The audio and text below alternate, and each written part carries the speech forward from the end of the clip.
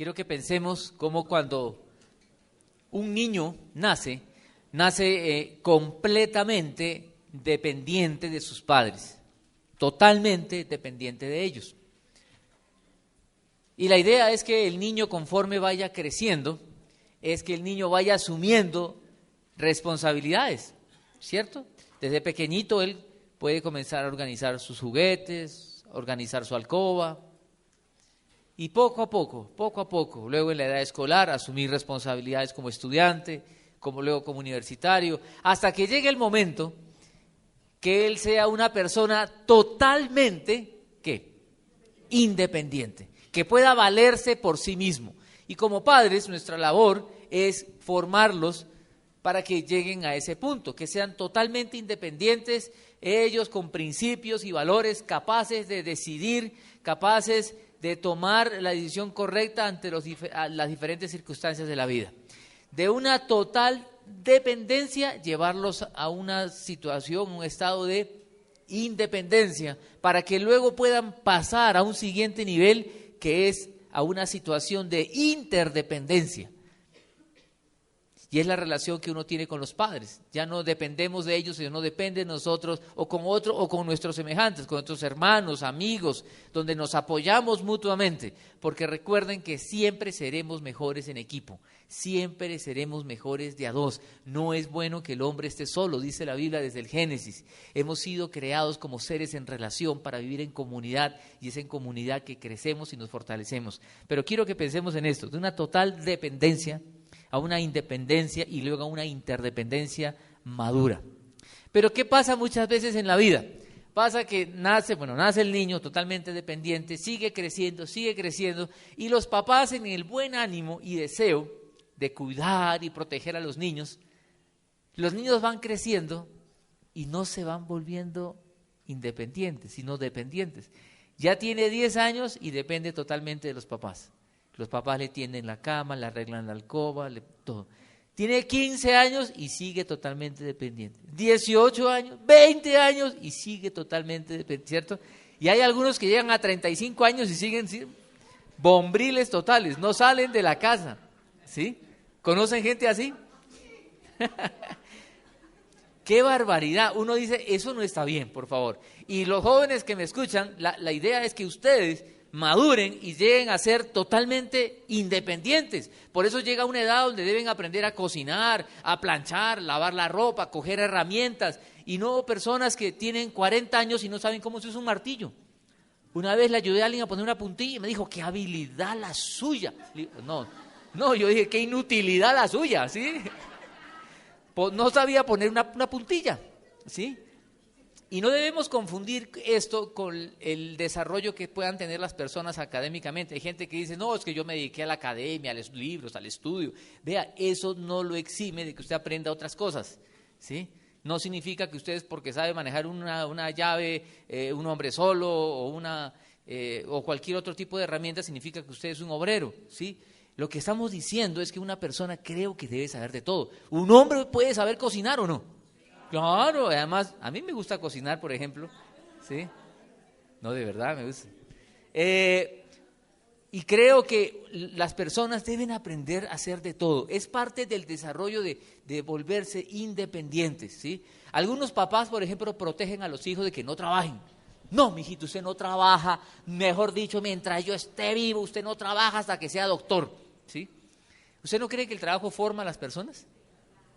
Mi padre era un hombre de empresa, pero él me enseñó a trabajar desde pequeño. Me dijo, yo no le voy a regalar platos, ese la gana. Y de peladito aprender, y le agradezco cuánto el haberme enseñado y no que tenga. Pero ¿cuántos de ustedes les tocó, por ejemplo, en la universidad estudiar y trabajar? Vea, varios. Y yo les aseguro que varios de ustedes son unos alcahuetos con sus hijos que no los dejan trabajar. Pero es que eso forma en la vida. Necesitamos que estos pequeñitos, desde pequeños, aprendan a asumir responsabilidades. No tenderles la cama y arreglarles la alcoba, que lo hagan. Cuando ya tienen 15 años pueden cocinar, no son inútiles. Ellos pueden cocinar, pueden fritar un huevo, hacer una pasta, cosas sencillas y luego que sigan avanzando, ¿cierto? Exacto. Es el desarrollo de la personalidad, de las habilidades. Quiero decirle algo. Qué triste ver personas adultas inútiles en muchas áreas de la vida, ¿o no? Quiero decirle que lo mismo ocurre a nivel espiritual. Hay personas que se entregan a Cristo, todos nos entregamos a Cristo en un momento, y en ese momento que nos entregamos al Señor somos totalmente dependientes. Nos enseñan, nos guían y no sabemos mucho, estamos aprendiendo.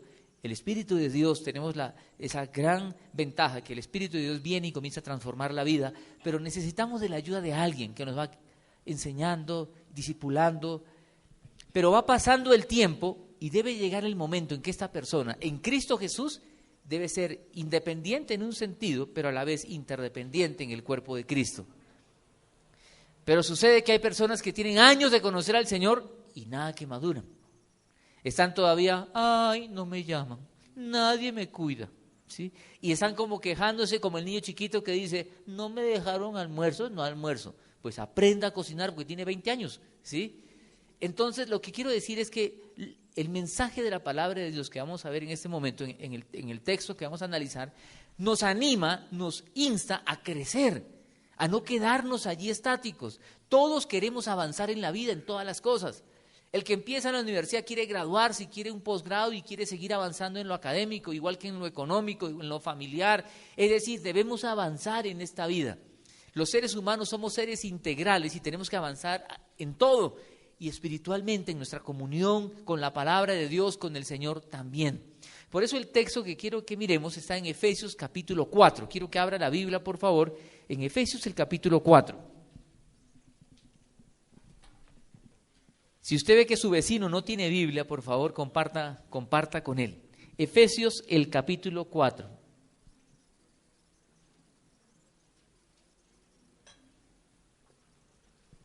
¿Lo encontró?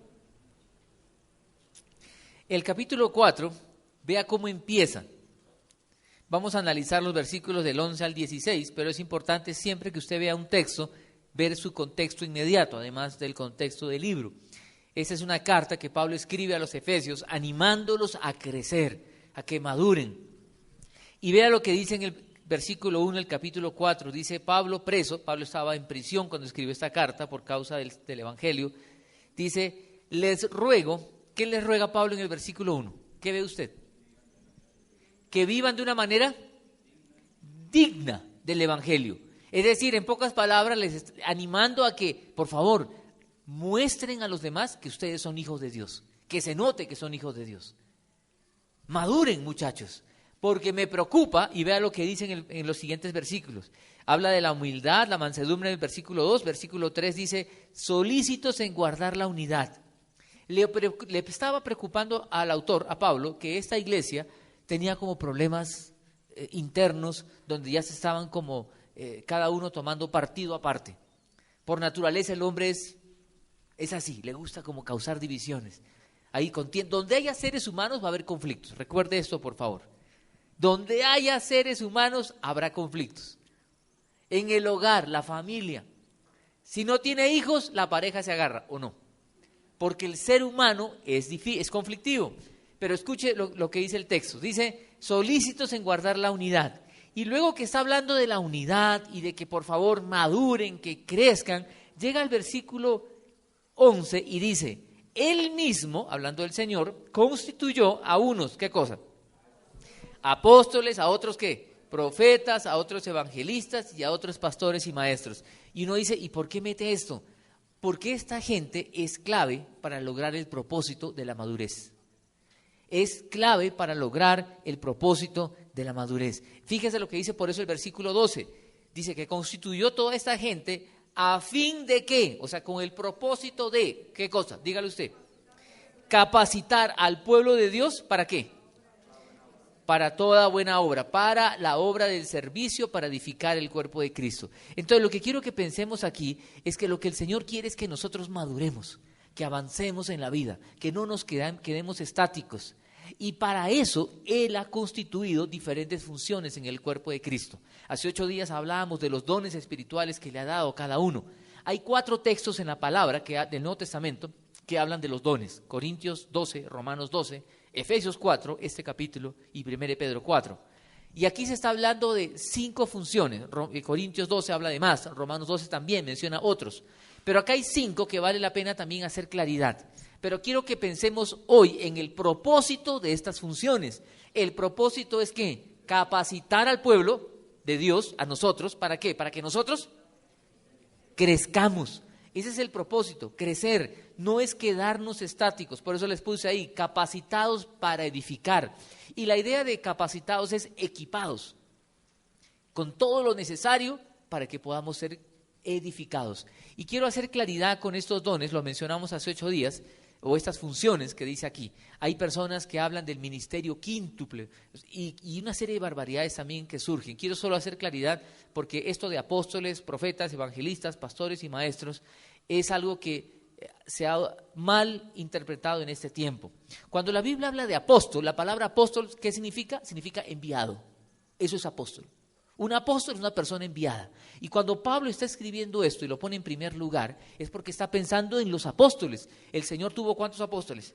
12. Y Pablo, que apareció después y fue denominado apóstol. El apóstol es el enviado, esa es la idea. Y hoy, cuando hablamos de apóstol, bien podría aplicarse a un misionero que es enviado, o bien a todos nosotros, porque todos nosotros hemos sido enviados a esta tierra con un propósito. Estamos en esta tierra con un propósito, no somos un azar de la naturaleza. Pero pensar que el apóstol es hoy una persona con una investidura especial, hay que tener cuidado. Tener cuidado porque históricamente, bíblicamente, eclesiológicamente, eso es una barbaridad y es una aberración. El líder de Dios, el pastor, el siervo, ha sido llamado a hacer eso, siervo. ¿Cómo es posible que hablemos de apóstol y sea una persona que nadie puede casi que ni alcanzar ni tocar? Lo que quiero decirles, el modelo de liderazgo en la Biblia es el líder siervo, que como Jesús puede lavar los pies a sus discípulos. La idea del liderazgo patrón, gamonal, se ha metido a la iglesia y a la familia también, y hay iglesias que enseñan que yo soy el hombre de la casa, la cabeza del hogar, me quito, pido mis pantuflas, el periódico y la sopa caliente. No. Si yo soy el líder, el cabeza del hogar, soy el líder siervo de mi hogar. Soy el que sirve. Si alguno quiere ser el primero, es el servidor de todos. Y así también en la iglesia. Entonces, cuando hablamos de líderes, de pastores, estamos hablando de siervos que están para sacrificarse por los demás. Entonces, cuando hablamos aquí de apóstol, estamos hablando en el sentido estricto de enviado. Realmente, en el sentido estricto de la palabra, no hay apóstoles hoy. Y en un sentido amplio del término, todos seríamos apóstoles porque todos somos enviados a esta tierra con un propósito especial. Por eso cuando estoy en reuniones y me presentan, le presento al apóstol fulano de tal, ya me comienza a preocupar la teología de esa persona y la comprensión del texto bíblico, porque la Biblia no habla de tal cosa. Los primeros cristianos, los padres de la iglesia del primer siglo, ninguno tuvo el atrevimiento de hacerse llamar apóstol. Ni los grandes teólogos de la historia, que han sido influencia para la formación de la iglesia en el mundo y América Latina, ninguno se atrevió a decir apóstol Juan Weller, apóstol Juan Calvino, ninguno. Pero ahora hay gente atrevida que viene a decir apóstol. ¿Y por qué digo esto? Porque más adelante nos va a decir el texto que hay que tener la madurez para discernir y no ser como niños zarandeados. Entonces cuidado con esto de apostolado, por favor, porque no todo lo que diga Biblia, Cristo, Dios es bueno. Este programa, por ejemplo, Enlace, yo no lo veo. Realmente mucho de lo que hay ahí no es algo sano. Hay que tener cuidado. La iglesia de Dios está sufriendo influencias de doctrinas raras en este tiempo, como en aquel tiempo también. Por eso Pablo le preocupa y le dice, vivan como es digno, unidos por favor, pero con discernimiento para saber qué es bueno y qué es malo. Los apóstoles, fíjese algo más para terminar ese punto, dice en Hechos 1, 21, 22, cuando nombraron un apóstol, un sucesor de Judas, dice, es necesario que estos hombres que han estado junto con nosotros todo el tiempo, que el Señor Jesús entraba y salía entre nosotros, comenzando desde el bautismo de Juan hasta el día en que de entre nosotros fue recibido arriba, sea hecho testigo con nosotros de su resurrección. Vean todos los argumentos o condiciones que están poniendo para que alguien sea elegido apóstol, y ahí fue elegido el sucesor de Judas, que luego ni se menciona, pero lo que quiero que pensemos es, por favor, no nos dejemos confundir. No existen santos inmaculados que si solamente Él ora, yo me sano. Dios puede, como decíamos hace 8 días, usar a cualquiera de nosotros, al que tiene don de sanidad con mayor razón. Pero tengamos cuidado con esto de investiduras especiales de ciertas personas como si fueran ellos los únicos inmaculados. Nosotros somos parte del cuerpo de Cristo y todos somos importantes. Vea lo que dice el versículo 7, un poquito más atrás. Ahí que dice, en el 4:7, que a algunos Dios les dio esto. ¿Qué dice el 7? Vea. Dice que a cada uno de nosotros, cada uno de nosotros tiene una función dentro del cuerpo de Cristo. Y ninguno sobra. Todos somos indispensables en el cuerpo de Cristo. No hay tal cosa como ver al otro y decir, no, este debe ser apéndice. No. Todos somos importantes, indispensables en el cuerpo de Cristo. Y a algunos Dios los puso como pie, mano, oreja, etcétera. Y a algunos como apóstoles, los que el Señor seleccionó. Y hoy podríamos decir los enviados, los que Dios envía. Todos somos enviados a este mundo. Profetas, otro rol que ha sido malentendido. El profeta, como lo decíamos hace 8 días, y lo digo brevemente porque de eso explicamos hace 8 días, es la persona que de parte de Dios tenía un mensaje para el pueblo, llamándolos al arrepentimiento y volviendo a la Escritura. En el Antiguo Testamento diríamos volviendo a la Torá, a la enseñanza del Antiguo Testamento y moviéndolos al arrepentimiento. Los profetas en el Antiguo Testamento le decían a la gente lo que la gente necesitaba oír, lo que la gente tenía que oír, no lo que la gente quería oír. Los falsos profetas le decían a la gente lo que la gente quería, calentándoles el oído. Lean Jeremías y a otros profetas y van a ver cómo a los verdaderos profetas los mataban. No andaban en mulas blindadas llenas de oro. ¿Sí? Eran personas que hablaban de parte de Dios. Cuando hablamos del profeta, es aquel que quita el velo para revelar la palabra. Cuando nosotros estamos enseñando la palabra, haciéndole claridad a la gente del significado del texto bíblico, quitándoles el velo para que entiendan la revelación bíblica, estamos haciendo labor de profeta. Pero en el sentido estricto del profeta, como en el Antiguo Testamento, hoy no lo hay.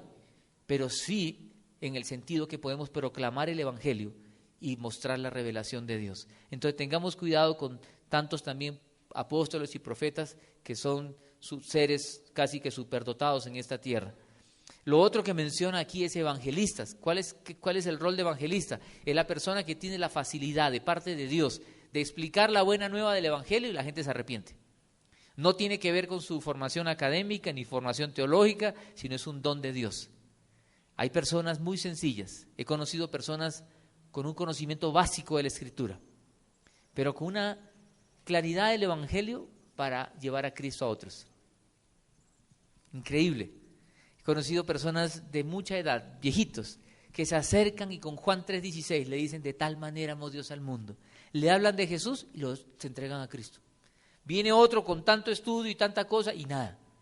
¿Cómo saber si usted tiene el don de evangelista? Evangelice. Hable de Jesús a otros. Si usted le habla a 50, 60 personas del Evangelio y no se convierte en ninguno, bueno, entonces puede haber por otro lado, ¿cierto? De pronto Dios le ha dado otro don, de pronto le ha dado el don de pastor. ¿Cuál es el don de pastor? No solo el pastor el que se para aquí o el que está al frente de una iglesia, aquí hay muchos pastores en la comunidad, gracias al Señor. Hay evangelistas también, y muchos hacen labor de profeta, y todos somos apóstoles en esta tierra, enviados de parte del Señor. Pero hay personas aquí que tienen corazón también de pastor. ¿Y quién es este? Es aquel que cuida, aquel que puede preocuparse por la salud espiritual de otros y está pendiente de ellos. ¿Cómo saber que usted tiene el don de pastor? Empieza a cuidar a otros. Y cuando usted empieza a amar a la gente y a identificarse con el dolor de los otros, a cargarse con lo que le carga el otro, a llorar con los que lloran, a reír con los que ríen, va a comenzar a descubrir que usted tiene corazón de pastor. En cambio hay otros que dicen: no, qué cosa tan terrible. ¿Sí? Yo conocí a un hombre, un académico, un estudioso que me decía: yo no tengo don de pastor. Ahí me cuentan esos líos y ya estoy, mejor dicho, que quiero matar a todo el mundo. Bueno, pues su don es otro. Pero es descubrir qué don tengo. Y dice maestros también, y creo que pastor y maestro va muy unido, porque el pastor tiene que enseñar. El don de maestro es aquel que puede enseñar y explicar con claridad la palabra para que otros entiendan y sean edificados. Pero fíjese esto, por favor, son funciones que da el Señor para la edificación del cuerpo de Cristo. Hablando de profeta, algo más, 1 Corintios 14:3 dice que la profecía es para edificación, para exhortación y consolación. Vea. Para edificar, para exhortar y para consolar, no para predecirle el futuro. ¿Me explico? Es para eso, no es para decirle: busco al profeta para que me diga si me caso o no me caso. No, es para edificar, para exhortar y para consolar. Ese es el propósito. Entonces, lo que quiero que miremos en este texto es que el Señor a cada uno nos ha dado una función. Y de eso hemos venido hablando desde el domingo anterior. Pero lo que está mostrando este texto, y que quiero que sigamos avanzando, es que hemos sido equipados para edificar. Y vea lo que dice el versículo 13. ¿Para llegar a qué? A la unidad de la fe. ¿Y qué más? Y del conocimiento del Hijo de Dios. Es decir, nosotros tenemos que seguir creciendo y madurando, no quedarnos estáticos. Tenemos que estar en este proceso de seguir avanzando, de llegar a la unidad de la fe y del conocimiento del Hijo de Dios. Y no ser como un niño todavía. ¿Qué pasa más bien cuando no crezco, cuando me quedo estático?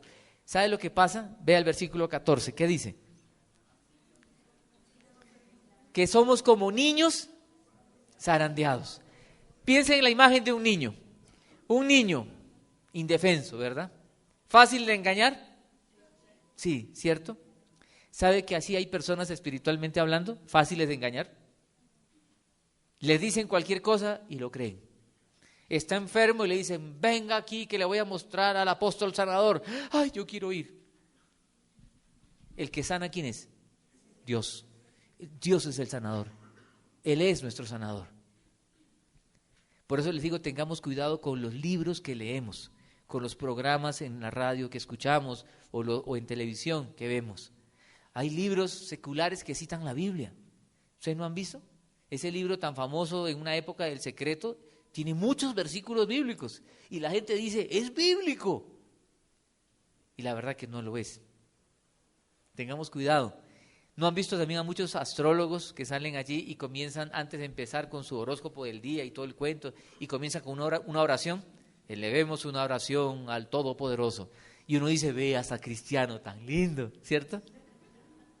Y luego el cristiano que le vende la mata de sábila y la ruda, ¿sí? Entonces, yo soy cristiano y también tengo mi mata de sábila y la ruda porque todo eso es bueno. Además, mañana tengo una entrevista de trabajo y ¿qué tal? Eso ayuda, ¿sí? Además, el Señor creó las matas, creó la sábila, creó la ruda y lo creó con un propósito, ¿sí? Tengamos cuidado. Un niño zarandeado, dice aquí, como niños zarandeados. En aquella época había muchas, acuérdense la influencia de la filosofía griega, ¿sí? Los estoicos, los epicúreos, todas estas cosas que hacían que la gente tomara rumbos distintos. Y ojo, eran enseñanzas medias parecidas, pero totalmente diferentes. Y lo mismo ocurre hoy. Hay enseñanzas que parecen buenas, pero no lo son. Por eso tenemos que tener la madurez para discernir. ¿Y cuál es el mensaje entonces? Maduremos, crezcamos, avancemos. Pero para esto necesitamos que cada uno de nosotros cumpla el rol al cual Dios lo ha llamado. No quiero que salga de usted pensando, sí, voy a crecer, porque no estamos hablando de un mensaje individualista. Estamos hablando de un mensaje que a la comunidad, donde en la medida que cada uno de nosotros cumpla el rol al cual Dios lo ha llamado, la iglesia madura y crece. Por tanto, hemos sido capacitados para edificar, pero hemos sido edificados para permanecer en la verdad. Qué triste que a veces ideas raras hagan que la gente tome rumbos equivocados, como esta locura también de la teología de la prosperidad, de lo cual hemos mencionado muchas veces, como pare de sufrir y tantas barbaridades más. Tengamos cuidado. Hay tantas cosas que parecen, pero no son. Por eso, no seamos como niños. ¿Qué siente usted como papá si a su hijo como niño lo estafa? ¿Qué le da? Uy, qué piedra, sí. Y uno dice también, pero y si es más grande, y si el niño ya no es tan niño, es grandote, ¿usted qué le da? Uy, pero tan grandote y todavía, ¿sí? ¿Cuántas veces le he dicho, sí? Yo creo que Dios debe decir lo mismo de nosotros. Tanto tiempo y todavía sigue pensando en que allá le van a dar, ¿sí? Casa, carro y beca, salud, dinero y amor, que es lo que la gente promete para que todo el mundo vaya. ¿Cómo sufre el Señor cuando nosotros somos zarandeados de un lugar para otro? Y acá dice, vea, no para no ser como niños zarandeados, sino que seamos firmes. Vea el versículo 15, por favor. ¿Qué dice el 15? Más bien, en vez de ser zarandeados por doctrinas raras, al vivir la verdad, ¿con qué? Con amor, ¿qué más? creceremos. Hay que vivir la verdad. ¿Y sabe cuál es la verdad? La verdad es que todos nosotros aquí nos necesitamos, todos nosotros tenemos un don y una función y tenemos que funcionar como tales. Y si no funcionamos, el cuerpo de Cristo no crece. Y no nos quejemos, porque a veces en esa iglesia porque usted no está cumpliendo el rol. Necesitamos que todos cumplamos la función a la cual Dios nos ha llamado. Y de esa manera el cuerpo crece. Por tanto, no dependemos de una o dos personas. Qué tristeza, iglesias pastorcéntricas o lídercéntricas, depende de 3, 4, 5 líderes. ¿Dependemos de quién? De Cristo Jesús. De Él, y con Él crecemos. Por eso dice, más bien, al vivir la verdad con amor, creceremos. Y vea lo que dice, creceremos hasta ser, ¿qué cosa? En algunas cosas. En todo, ojo, vea, este es importante. En todo, como aquel que es la cabeza, es decir, Jesús. El propósito último es que usted y yo nos parezcamos a Jesús. Parecernos a Él. Dios nos ha dado dones, funciones, para que nos edifiquemos. Nos ha equipado para edificar. Nos ha edificado para permanecer, para que permaneciendo nos parezcamos a nuestro papá. Seamos como Jesús. ¿No les parece bonito eso? Y dice en todo, ojo, porque hay gente que se parece a Jesús en la iglesia. Está aquí, sí, ay Señor, sí, somos el pueblo de Dios. Sale, se monta al carro, se le atraviesa un taxista de esos bien, ¿cierto? Bien lindo, ¿cierto? Y le echa hasta a la abuelita, y esa boca que alabó al Señor, ahorita le echó hasta de todo al pobre taxista. Bueno, al pobre, digámoslo así ¿cierto? Además aquí hay algunos taxistas que uno ama mucho, pero ellos sí son juiciosos. Pero sí se da cuenta de lo que queremos decir. Hay personas que son de una manera en la iglesia y de otra en el trabajo. Y dicen todo, en mi relación conyugal, en mi relación con mis hijos, en mi relación con mis finanzas, cómo manejo el dinero, cómo me manejo con la familia extendida, con mis padres. Dice aquí, en todo yo me pueda parecer ¿a quién? A Cristo Jesús. En todo a Cristo Jesús. Se ha puesto a pensar, volviendo al ejemplo de un niño, el niño crece. Bueno, el niño cuando nace, todo niño cuando nace, recién nacido, bueno, no todo, pero la gran mayoría, dígame si no son feos, ¿cierto? Nacen todos arrugados, todos así, ¿sí? A los 2, 3 días ya se van poniendo bonitos, ¿cierto? Pero cuando nace con el pelo así con todo, no se sabe si es calvo, si es... Cuando ya va creciendo, dicen, sí, pero todo el mundo dice tan lindo, sí, ya va creciendo y conforme va pasando los días, se va pareciendo o al papá o a la mamá. El papá se preocupa si no se le parece, ¿cierto? Cuando nació mi hija, nació chinita y blanca. Yo dije,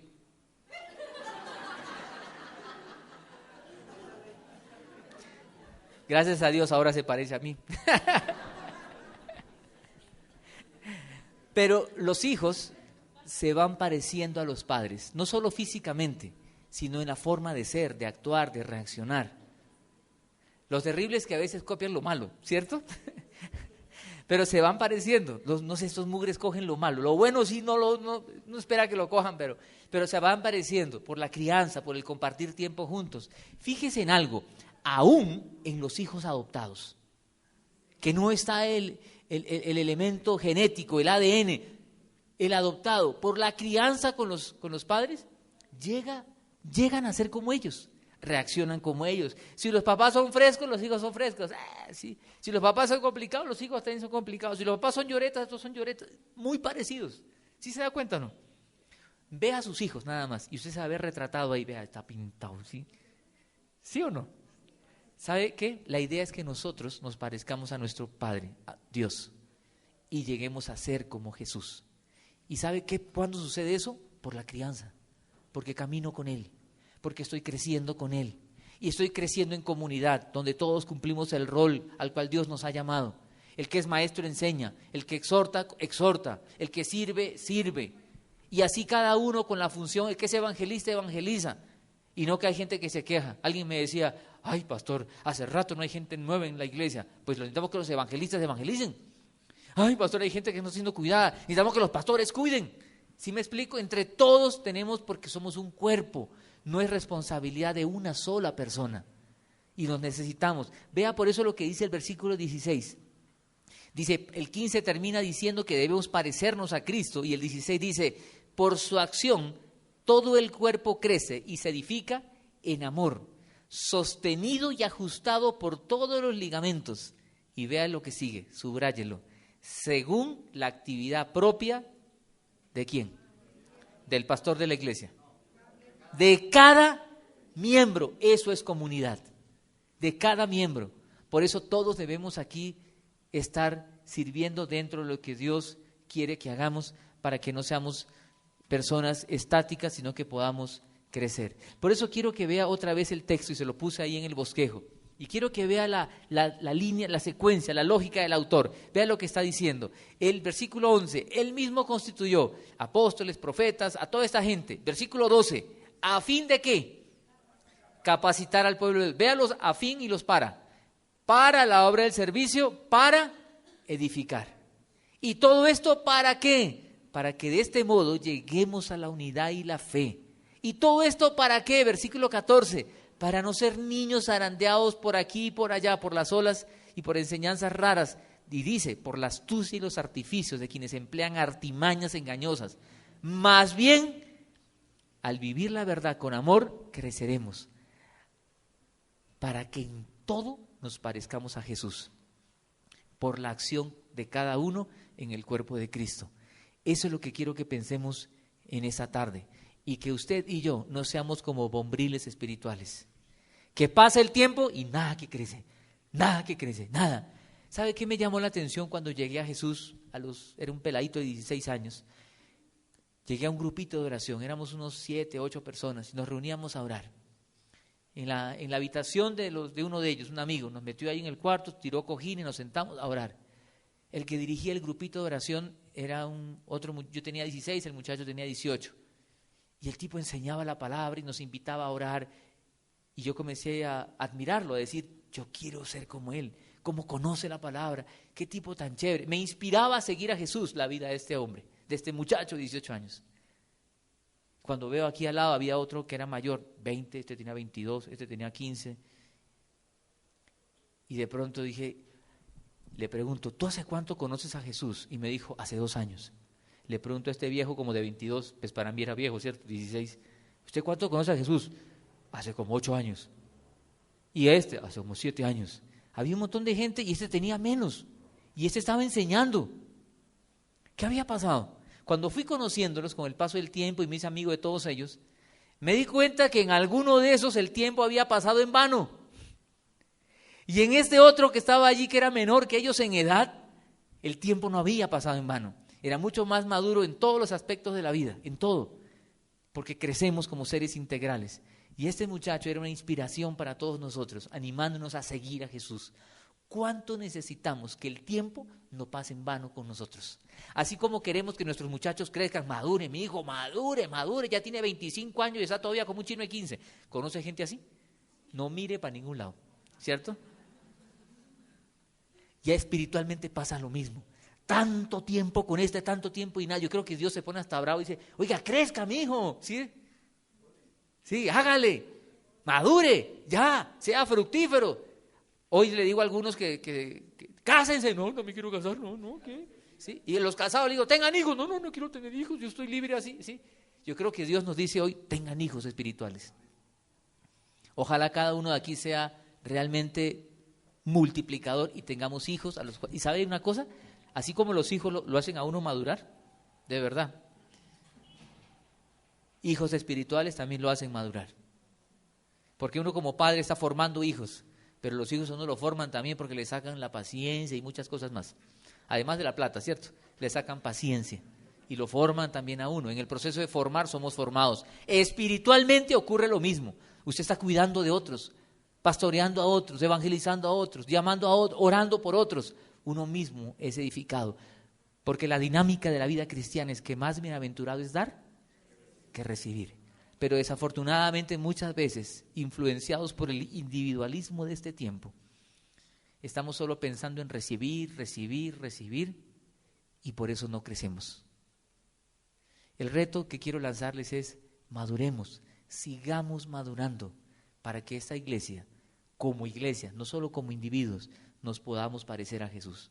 ¿Usted quiere parecerse a Jesús? Nos podamos parecer a Jesús cuando surjan los problemas. Nos podamos parecer a Jesús cuando haya crisis. Nos podamos parecer a Jesús cuando surja la enfermedad. Nos podamos parecer a Jesús ante las diferentes situaciones, dilemas y retos que tiene la vida. Y en todo momento podamos reflejar la vida de Jesús. ¿Quiere usted eso? Acompáñenme a orar. Vamos a orar.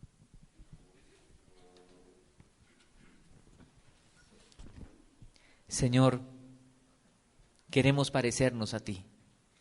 Tú has repartido dones, funciones en el cuerpo de Cristo. Queremos ser responsables conociendo la función y el rol que tú nos has dado. Gracias por los dones que has repartido, Señor, en la comunidad. Queremos usarlos para la gloria de tu nombre.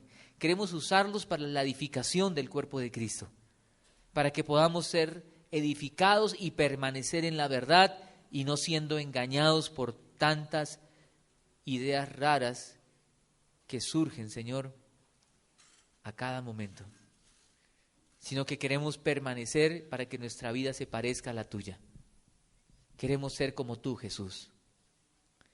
Por eso, Señor, perdónanos por las veces que pensamos de una manera tan individualista, pensando que la vida cristiana es algo que solo se vive contigo, cuando se vive en comunidad. Queremos parecernos a ti como iglesia. Úsanos, Señor, para servirte en esta tierra. Queremos ser una iglesia enviada, una iglesia apostólica en ese sentido, que envía misioneros, una iglesia profética que revela tu palabra, Señor, a todo aquel que podamos, una iglesia evangelista que puede comunicar el evangelio, llevando esperanza, una iglesia que pastorea y que enseña tu palabra. Señor, sigue obrando en nuestro corazón y quita de nuestro corazón todo egoísmo que nos impide servirte, que nos impide, Señor, servir como tú quieres. Yo les pido que sigamos orando, por favor, que sigamos en oración. Aprovechemos estos instantes para orar y buscar al Señor con todo el corazón y con todas nuestras fuerzas. Que sea un momento de intimidad con el Señor, donde en oración podamos decirle, Señor, si no te estoy sirviendo, si no estoy cumpliendo el rol que tú me has dado, con los dones con los cuales tú me has equipado, Señor, perdóname. Quiero servirte. No quiero vivir de una manera egoísta, solo pensando en mí.